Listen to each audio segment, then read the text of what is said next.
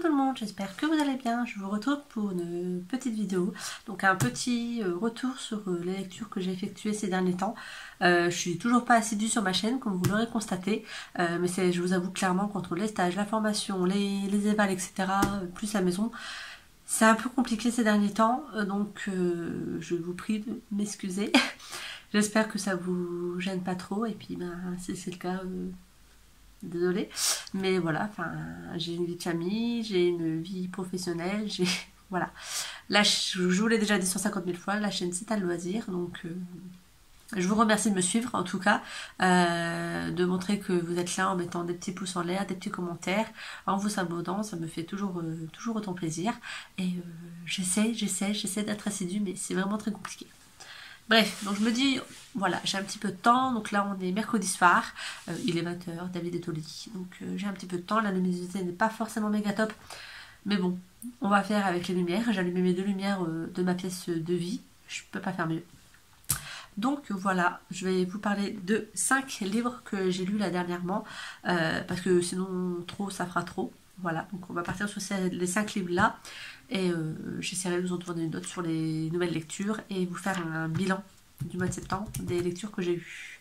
Voilà, sachant que je ne l'ai toujours pas fait pour moi personnellement, mon bilan de septembre, donc il va falloir que je m'y attelle.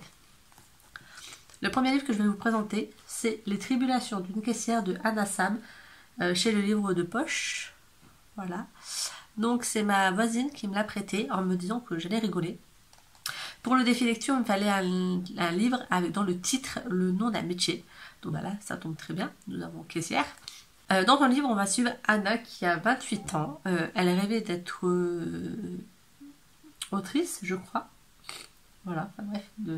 Elle se retrouve caissière. Donc au début, elle a commencé à être caissière pour ses études et au fur et à mesure des années, la sécurité de l'emploi, le fait de ne pas trouver autre chose, ou de trouver que des CDD, etc., fait qu'elle reste dans ce domaine. Et elle se décide à, voilà, sur Internet, raconter un petit peu les petites pépites qu'elle peut rencontrer en tant que caissière, ou hôtesse de caisse, comme on dit maintenant, avec les différents clients, les collègues, etc., la réalité du travail. Et elle a beaucoup de retours, dont des retours de la part de journalistes, etc., qui vont lui de maisons d'édition qui vont lui proposer de publier ces petites chroniques. Et donc c'est ce qu'elle va faire. Donc voilà, donc d'où ce petit livre qu'on retrouve. C'était plutôt sympa, ça m'a fait sourire. Bien que je m'attendais à des trucs encore plus folding. Voilà, c'était un petit livre sympa, il fait pas beaucoup de pages, j'ai fait 186 pages, donc voilà, il se lit vite, je l'ai lu en 2 heures, et voilà, rien de plus à vous dire sur ce livre, mais si vous avez envie de rigoler un petit peu, je vous le conseille. Ensuite, j'ai lu Le Monde attend derrière la porte de Pascal Marais chez les éditions Thierry Magnier.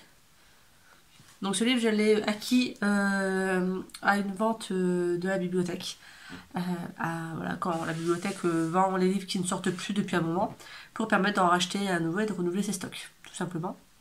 Donc j'avais été intriguée donc déjà par l'image, parce que nous avons une maison sous cloche, et par le résumé derrière. Donc on apprend qu'on va suivre Sarah, une jeune fille qui est au collège et qui est dans une famille qui n'est pas, on va dire, orthodoxe, puisque il y a des choses qu'elle n'a pas le droit de faire par rapport à la religion de ses parents. Donc elle suit.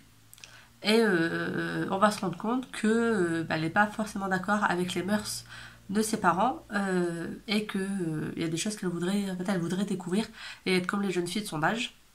Et donc voilà, il va se passer des choses qui vont remettre en question son point de vue sur ses parents, sur l'extérieur, sur la religion, etc.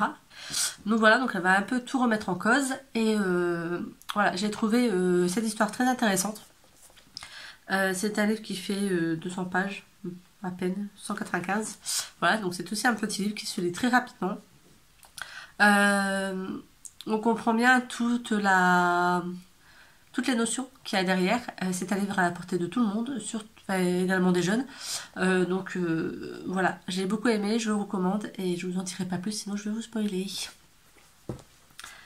S'il y a des livres que je vous présente qui vous intéressent, dites-le moi en commentaire et s'il y en a certains que vous avez lus, partagez-moi vos avis, ça m'intéresse grandement, savoir si vous êtes d'accord avec moi ou pas.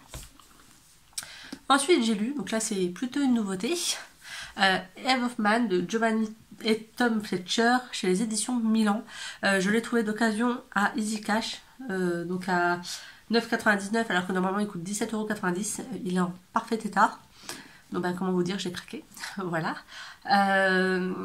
Donc là, on va suivre, donc vous avez dû en entendre parler et parler et parler. On va suivre Eve, donc on est dans une société où les filles ne viennent plus au monde. Voilà, les femmes n'arrivent plus à mettre des petites filles au monde, elles mettent que des petits garçons au monde. Même si la science essaye de faire des bébés filles, ça marche pas non plus. Donc jusqu'au jour où un couple va réussir à avoir une fille qu'ils vont appeler Eve. Et cette petite fille va être élevée à l'écart du monde pour éviter les problèmes qui pourraient être engendrés par la seule fille qu'il reste au monde de fécondable. On va dire ça comme ça, hein, c'est un peu pourri mais bon, voilà. Et on va, voilà, elle va être dans une tour, un peu à la mode réponse, avec tout ce qu'il faut, des genres de servantes, enfin des nourrices qui vont s'occuper d'elle, etc. Et donc elle se remet pas, voilà, elle sait qu'elle est là pour sauver l'humanité. On lui a dit depuis son plus jeune âge que de toute façon le but dans la vie c'était qu'elle fasse des bébés et qu'elle refasse des filles pour repeupler la terre. Voilà, grossièrement. Donc elle est ok avec le rôle qu'on lui demande jusqu'au jour où elle rencontre Bram. Et là, c'était trop bien. Par contre, la fin, vivement qu'ils sortent le 2. Parce que vu comment ça se termine, moi j'aimerais bien voir la suite. Parce que clairement, donc le 2 est sorti aux États-Unis. Je crois qu'ils sont en Angleterre. Je sais pas si c'est des. Je crois que c'est aux États-Unis. Donc il est sorti en anglais. Et vivement qu'il sorte en français. Parce que comment vous dire que vu la fin, je veux lire la suite. Voilà. Ensuite, j'ai lu, donc là c'est pas une nouveauté, c'est un livre que j'ai déjà depuis plus d'1 an dans ma pile à lire et qu'il était temps que je sorte. La vie de A à Z de Debbie Johnson, donc là c'est chez France Loisirs. Je l'avais acheté parce que le résumé me donne envie. Donc c'est une femme, donc une maman, qui est en fin de vie et qui n'arrive plus à avoir ses filles ensemble depuis plusieurs années puisque celles-ci ont eu une embrouille pendant leur jeune vie adulte. Et voilà, elles ne veulent plus se voir, donc la maman est obligée de jongler entre les deux filles. Et elle va leur préparer une genre de chasse au trésor pour essayer de les rapprocher, etc. Parce que elle, ce qu'elle aurait souhaité durant sa vie, c'est de pouvoir revoir ses filles ensemble. Et donc elle va intituler sa mission La vie de A à Z, et les filles vont pouvoir ou non l'accepter, donc sachant que elles vont être mises au courant après le décès de leur maman, de ce qu'elle leur a préparé. Et voilà, donc petit spoil, elles vont accepter, sauf qu'elles peuvent arrêter à tout moment l'alphabet.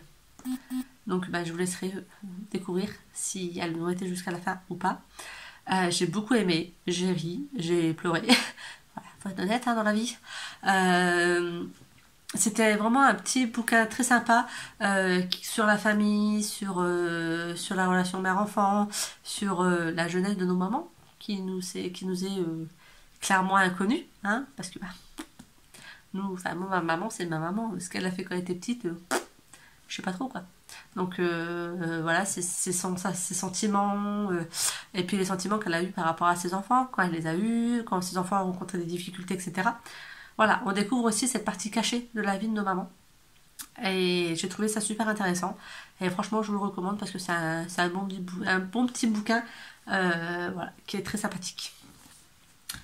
Et le dernier livre que je vais vous présenter, c'est un livre jeunesse. Donc c'est Minusson pour Charlie Bonne de Jenny Nimmo aux éditions M6 Éditions.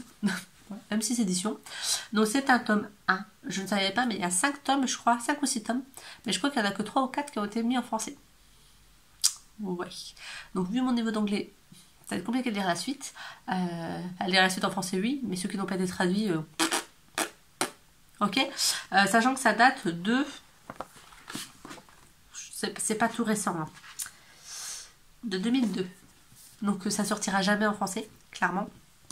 Donc là, on va suivre un petit garçon voilà, qui vit avec sa maman, avec ses grand-mères, donc maternelle et paternelle. Son papa, lui, est décédé quand il était petit. Et son oncle est un peu bizarre, il est toujours enfermé dans sa chambre, il sort que la nuit. Et ses tantes, elles débarquent une fois par an pour les fêtes et elles sont aussi un petit peu cheloues. Voilà. Et il va se rendre compte qu'en fait, s'il est dans une famille étrange, le jour où il va entendre les personnages d'une image parler. D'une photo.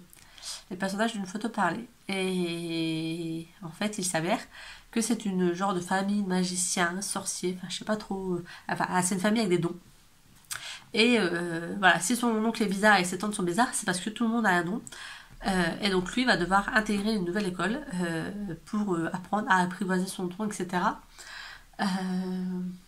Mais bon, dans sa nouvelle école c'est un peu bizarre, il va se passer des choses à côté, etc. Mais franchement, il est sympa le bouquin en plus, les titres, voilà, comme ça, la pagination elle est sympa aussi, franchement, j'ai beaucoup aimé. C'est un livre qui peut se lire... Au début, je pensais que c'était plusieurs histoires en fait à l'intérieur, donc je voulais lire à David. Sauf qu'en fait, pas du tout. C'est vraiment un roman.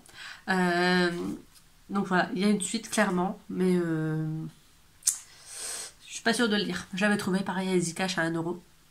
Mais voilà, c'était une bonne lecture sur le moment. Je l'ai lu en 2-3 heures, pas plus. Parce que ça se lit très rapidement, c'est du jeunesse. Et franchement, c'est addictif. C'était un bon moment cocooning au moment où j'en avais besoin. J'avais besoin de lire une... D'accord. J'avais besoin de lire une lecture tranquille et voilà, la lecture a fait son job parfaitement. Voilà, donc 5 petits livres que je voulais vous présenter avant que avant d'oublier que ça s'envole un peu ce que j'en ai pensé. Donc j'espère que cette petite vidéo vous aura plu. Clairement, je ne sais pas quand est-ce que je vais la publier. Si j'ai le temps, je la montre vendredi matin, je vous la programme pour samedi. Sinon, je la montre samedi et vous l'aurez dimanche. Voilà, surprise. La meuf surbookée qui est crevée. Voilà, donc là maintenant, je vais aller appeler mon homme, prendre ma douche et dodoter. Avec certainement lecture d'un petit chapitre avant de dormir. Voilà, donc sur ce, voilà, j'espère que la vidéo vous a plu. Un petit pouce en l'air, un petit commentaire, un petit abonnement si c'est pas le cas, si c'est pas déjà le cas. Et voilà, n'hésitez pas à partager ma chaîne, partager mes vidéos si le contenu que je vous apporte de façon non régulière vous plaît, que vous voulez un petit peu faire partager mon univers. Je vous invite grandement à le faire. Sur ce, je vous souhaite une agréable journée et je vous dis à bientôt. Je ne vais pas vous dire à très bientôt parce que je sais pas, mais à bientôt pour une autre vidéo. Bye!